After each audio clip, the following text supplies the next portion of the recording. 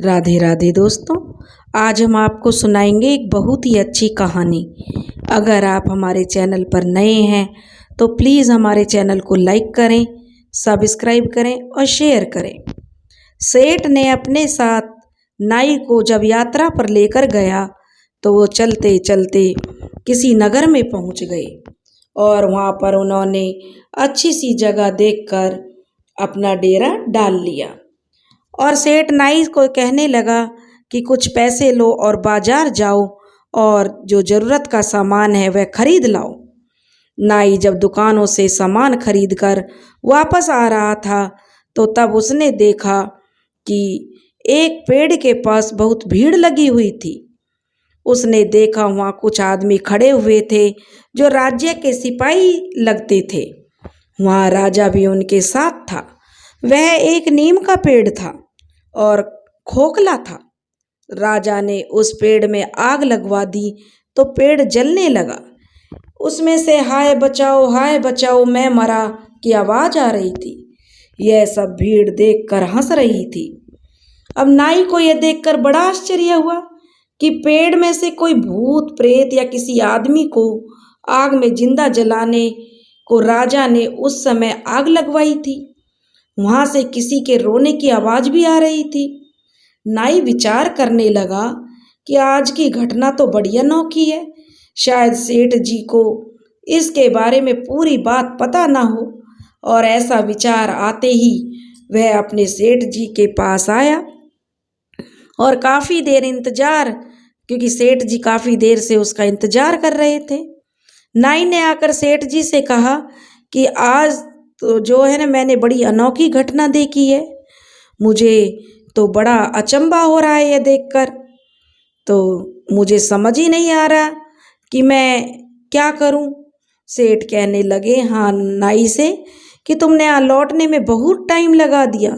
मैं तो सोच रहा था कि कहीं रास्ता भूल गए हो और इसी शंका से परेशान होकर तुम्हारी राह देख रहा था। यह सुनकर नाई हंस पड़ा और लाया हुआ सामान सेठ जी के सामने रखकर कहने लगा, सेठ जी खूब सोची, मैं भला कहीं खो भी सकता हूँ। मैंने तो घाट घाट का पानी पिया है। मुझे तो देर इसलिए हो गई कि आज मैं बहुत ही अनोखी घटना देखकर आया हूँ। सेठ जी ने कहा नाई से कि चलो भाई पहले भोजन पका लो, क्योंकि भूखे पेट भजन ना हो गोपाला, यह लो अपनी कंठी माला। भैया भूखे भजन तो कुछ नहीं होता भूखे पेट, इसलिए पहले भोजन कर लें, उसके बाद तुम अपनी अजूबा बात बताना और मैं उसका जवाब दूंगा। नाई ने जो है अपने खाने की तैयारी की और सेठ को खिलाया खाना और आप खा लिया।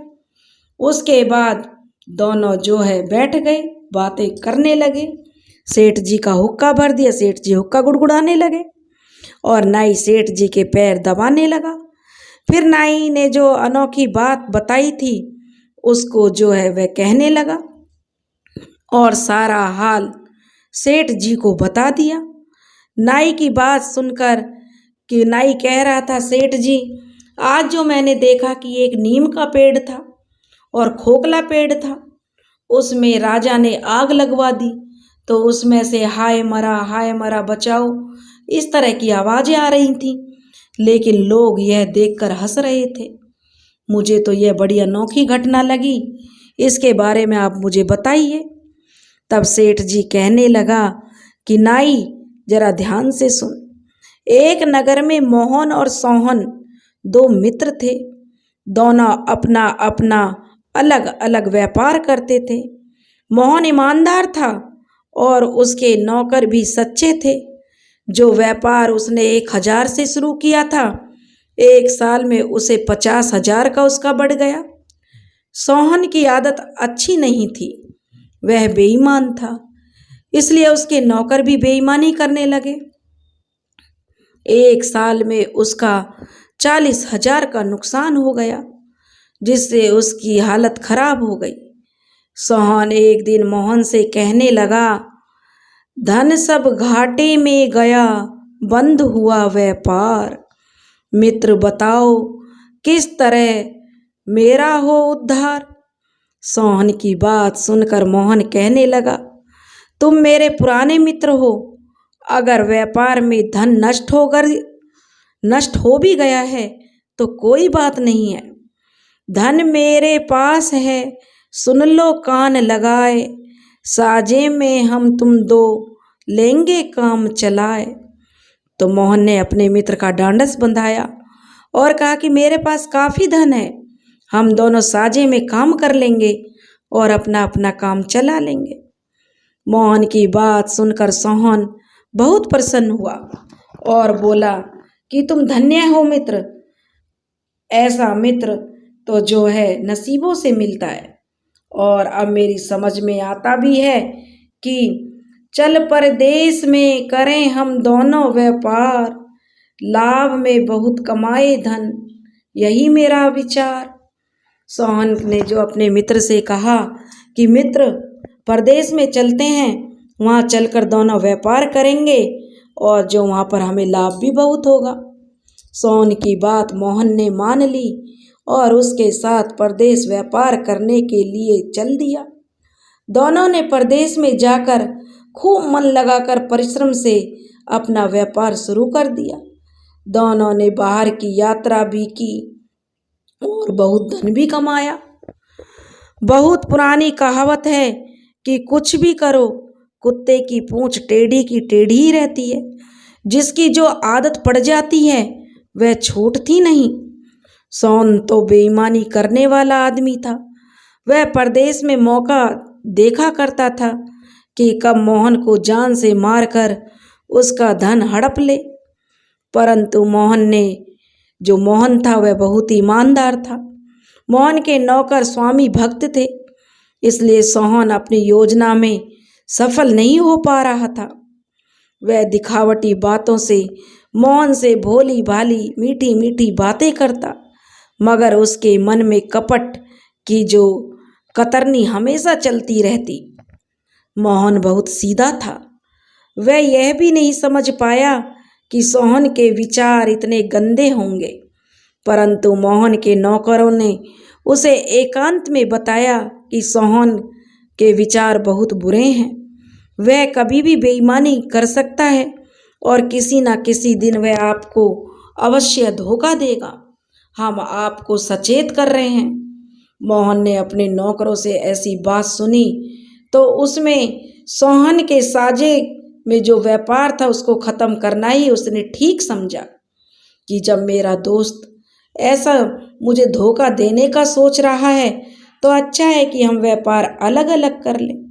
अब मोहन के पास कुल मिलाकर 2 लाख रुपए हो चुके थे। मोहन ने सोहन से कहने लगा, बहुत दिनों से परदेश में दिए मित्र बिताए, बहुत दिनों से हो रही घर की याद सताए। तो मोहन कहने लगा सोहन से, भाई परदेश में आए बहुत दिन हो गए हैं और अब क्योंकि दोनों मित्रों को आए बहुत दिन हो गए हैं और अब घर की याद सता रही है, चलो घर चलते हैं। इतनी बात सुनकर सोहन मोहन से कहने लगा, जो अच्छा हो आपकी वो मुझे स्वीकार, जो इच्छा हो आपकी वो मुझे स्वीकार, सभी भक्तों से आपके संग मैं भी हूँ तैयार। तब सोहन ने कहा कि मोहन, जो तुम्हारी इच्छा है मैं बिल्कुल तैयार हूँ। जब तुम्हारे सब नौकर साथ जाना चाहते हैं तो मैं भी आपके साथ चलने के लिए तैयार हूँ। सोहन की बात सुनकर मोहन बोला, हे मित्र, परमेश्वर ने और भाग्य ने हमारा बड़ा साथ दिया है। इस प्रकार यहाँ आकर 2 लाख हमने कमा लिया। अब तुम दोनों जो कि हम दोनों मित्र हैं और दोनों ने एक साथ जो व्यापार किया है तो हम दोनों 1-1 लाख रुपया आपस में बांट लेंगे और अपने घर चलकर कुछ समय चैन से बैठेंगे। सोहन बोला, रुपए बांटने की इतनी जल्दी क्या है, घर चलना है तो चलो वहीं बांट लिया जाएगा। मोहन यह बात सुनकर राजी हो गया और सोहन के साथ और अपने धन को साथ लेकर अपने नगर की ओर चल दिया। चलते चलते दोनों मित्र नगर में पहुंच गए। जब नगर में पहले सोहन का मकान पड़ता था, इसलिए सब धन को लेकर मोहन सोहन के मकान पर गया। कुछ देर बैठने के बाद मोहन ने सोहन से जाने का विचार किया और सोहन को धन बांटने को कहा। सोहन मोहन से कहने लगा, मित्र, ऐसी भी क्या जल्दी है जो कि हम धन बांटने की परेशानी करें? अभी रात है, कल दिन में बांट लेंगे। तब मोहन विश्वास करके सब धन वहीं छोड़कर अपने घर चला गया। 2-3 दिन के बाद मोहन सोहन के यहाँ वापिस आया और उससे धन बांटने की बात कहने लगा। उस समय सोहन ने उससे साफ कह दिया कि अपने हिस्से का धन तो वह पहले ही ले गया था, मेरे पास तुम्हारा कुछ नहीं है। मोहन बहुत दुखी होकर अपने घर चला आया। फिर बाद में एक दिन नगर के जो प्रतिष्ठित लोगों की पंचायत जोड़ी। उसमें एक दिन जो है पंचायत जुड़ी, पंच लोग इकट्ठे हुए।